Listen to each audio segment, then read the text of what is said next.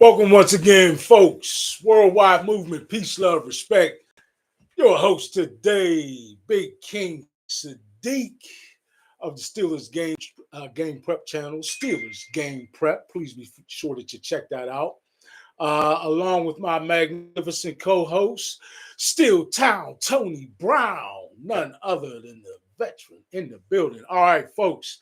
Steelers Nation, welcome. We want to talk to you for a minute. All right. We're going to cover three main areas in the offense today. Take a look at the quarterback room. I think we have pretty different thoughts. We both have a similar understanding of the overall picture, but some different thoughts. We're both very excited about the next room, which is the running back room, right? We think we got a really, really talented group of guys there. And lastly, we're going to get into talking a little bit about what we are foreseeing for the offensive line. All right, so let's get right into it. Quarterbacks. We all know, and we pretty much last week covered as extensively as we are going to moving forward until this thing gets resolved. But the elephant in the room remains Aaron Rodgers. Right? I actually was preparing to come on with a completely different train of thought because earlier... You really thought he was going to show up at an OTA? No. That's not what I'm talking about. Okay. Earlier, before I arrived here, I saw Aaron Rodgers, an AI-generated video saying that Aaron Rodgers was retiring. So I was prepared to come on with a completely, I was going to see smiles and giggles out of Tony for sure. But yeah, I didn't realize it was an old video, so it's not really news anymore. People know that this has happened. It's old fake news, no, right? Okay. So we ain't gonna. Well, he's an old quarterback, so sorry. Anyway, we won't have. No to worry offense about to us seniors everywhere. Go ahead. We ain't got to worry about that too much, but anyway, we're pretty much in the same position, right? This is a holding pattern until something actually happens. Now, we do have mandatory minicamp coming up. That's a real hard date. That's Monday, right? Yeah, that's just. Okay. So that'll Can I mail you a playbook? That'll be OTAs. You coming in, or that'll be OTAs come and gone. That's OTAs come and gone. What, and this personal business. What? I've been married for a long time, and there's nothing that I can't tell you on Tuesday that I can't tell you on Saturday. She ain't going to change her mind or all of a sudden get better or whatever the personal problem is. Your divorce ain't going to go through, or your prenuptial. Nothing is going to change over the next 4 or 5 days. So why can't you tell me if you're signing or not? So that's where we're at. Basically, but you can go on the Rogan show and come on, man. I ain't Aaron Rodgers, man. I'm sorry. Stop me whenever. I'm just saying, and I'm not against him. I'm just like those things ain't adding up to me. Add them up, man. Still very emotional about this subject, right? No, 3 and 6 is 9. That's math. Add it up, y'all. It is what it is, right? I'm pretty much where the Steelers are at. That's the reality of it. The reality of it is that the Steelers are in a position of saying we're going to wait and see. Right. So that's fine, but also we're moving forward with what we have for now.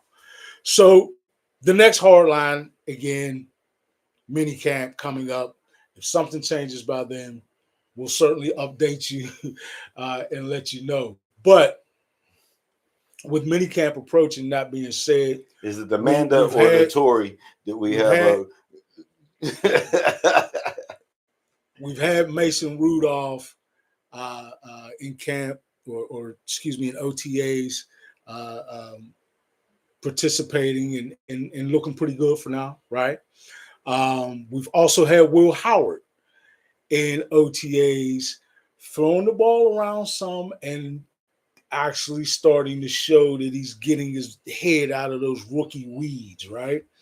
You get me ahead of my skis again. Hold on. You know what I mean? I just don't want. Don't. So we really the brakes. we really gotta be pleased with the fact that the rookie is showing, man, that there's something there. Now already we knew there was something there, and I, to be perfectly honest with you, became really excited with Will Howard when I watched him on Gruden's quarterback show, right? Man, he was incredibly impressive. And Gruden agreed. But I most certainly watch the games, he was impressive. Yeah, and his games, man, go back. I tell everybody that there's no way we can't put weight on what the young man actually did in playoff games. The collegiate atmosphere, yes, but still, these were playoff games. Isn't that everybody's beef? Hey, when are we going to get somebody that can win a playoff game? A playoff game. In the big, forget what, I mean, and this is what, and see, when I have memories of Big Ben, these are the memories that I have of Big Ben. I have Big Ben. I mean, I can't tell you how many times I sat up in the stadium and the play would develop right in front of me because my seats are like the Madden seats. I got the Madden view, I call it. So I'm looking down on the play and it's unfolding me, and you're like, no, but oh God, great play. I can't tell you how many times that happens. Well, I was beside him for a couple of those plays, right, in that very same stadium, and But we haven't seen that for a while. We haven't, and the fans are anxious to see that. Even our last win, we didn't really see that. That was the game with the 6 field goals. Oh, yeah, the Le'Veon Bell game. Right. So we didn't really. The last time we won a playoff game, we put up 170 yards rushing. Remember that. Boom. I'll agree with that. Here on Coincidence? That. Here on that. So we're really hoping to see out of what we have now, Mason Rudolph, and Will Howard as the backup, right? It's not that that's officially where they are depth chart wise right now, but again, I would assume that, and I would put Skylar third. If you did a depth chart right now, I would say Mason. Followed by Howard, followed by Thompson. Particularly after these last couple of days where really Howard has started to, again, like I said, show that his head is becoming to be out of those rookie weeds and he's getting up to the NFL speed and starting to be able not just to see it, but to process it quickly and be able to translate it into his play and reactions on the field. Now, again, they're not doing anything complicated, folks. About as complicated as they'll get is a 7-on-7 here, 11-and-11 there. But you also won't see any difference in the pecking order if Where's Waldo shows up, or Aaron Rodgers, excuse me, happens to miracle itself in the camp. It would just be Aaron Rodgers, Mason Rudolph, Will Howard, and Skylar Thompson. Right. So you would automatically put Aaron Rodgers because, as far as I'm concerned, he's already behind the 8 ball and being ready for the season opener. You know how little time they get in the preseason. Very little. We talked about this before. They get what? That's about a point. They're absent. They're absent the 4 series maybe. Game. So we're now looking at 3 preseason games total, and there is a lot less opportunity to gel on the field in the preseason than we had prior to the schedule change, to the change in the schedule with us going to 17 games and getting rid of the 4th preseason game. Do we really want a jet season where they start off and they're eliminated before he gets hot? Is that what we want? Not at all. But again, we're setting up for that right now. I will lean on each day. that goes by is closer to setting that scenario. This is where Tony and I disagree, because I don't think we're quite there yet until we get to minicamp, right? Because they weren't doing anything. That's Monday. Until we get to minicamp. Because in OTAs, they weren't doing anything that was all that detailed. How about here's a playbook? Anyway, right? We don't know that he doesn't have the playbook. That's an assumption. I hope you don't give out the playbook to people that ain't on the team. Really?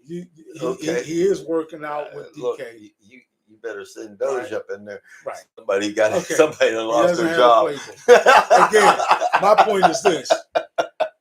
As long as he makes it in for minicamp, I think he'll be fine. He disagrees. We'll see as the season starts who was a little bit more on the correct side of that. I think if he makes it in for minicamp, history will be Monday. I think if he makes it in for minicamp by Monday, that he'll be able to develop enough rapport, chemistry with the rest of the guys who will understand the playbook and be just fine going into the beginning of the season. If minicamp comes and goes, no Aaron Rodgers, that's a completely different story.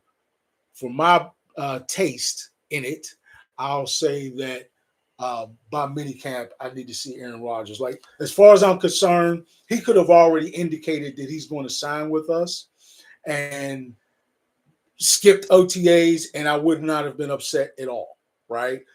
But when we get to minicamp, to me, that's a little bit different animal, and I think it is to the Steelers as well.